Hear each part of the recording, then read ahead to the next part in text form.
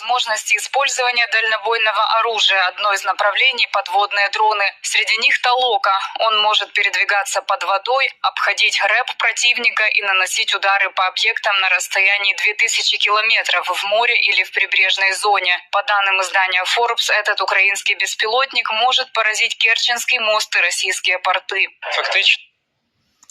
Енді осы жерден тоқтай тұрып ағайын сіздерге түсіндіріп кетейін. Қазақша сөйлейтін қазақтарымызға. Мына қараңыз, украиндықтар бұрын сүңгуір қайықтардың басына қоятын дрондарды мүлдем өзгертіп жіберген.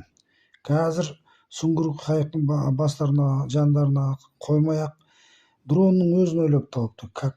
Сол субмарин сияқты, сол сүңгуір қайық сияқты қызметтің бәрін атқарады, атады, жояды дегендей, наблюдать етеді, жаңағы неді, қарауылдайды, көреді бәрін.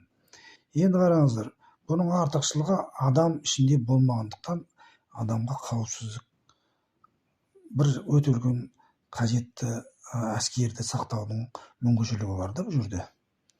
Енді украиндардың ойлап таппайтыны жоқ. Енді алдағы шамалы тыңдаңыздар, одан да бір қызықты жайттар бар.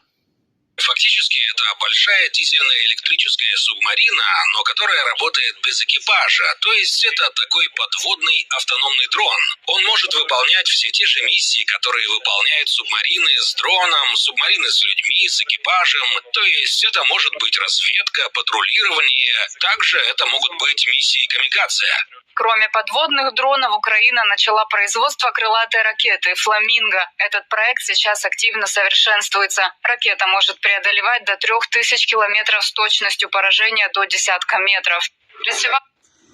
Бұл жерде айтып кетті, «Фламинго» деген қанатты зымыран ойлап шығарған екен. Ол енді тіптен де күшті, дроннан да мықты болып тұрған.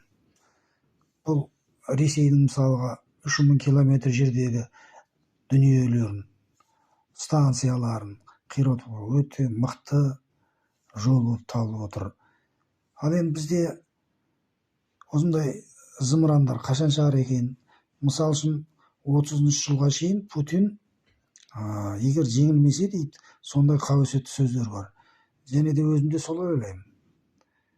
Бұл егер жеңілмесе жуық арада бұл 30 жылға шейін күшін мықты жинап алады, бұлар еш уақытта құлдырамайды бұлар одан кейін. Сөйтіп Американың өзімен соғысады деген қауесет бар.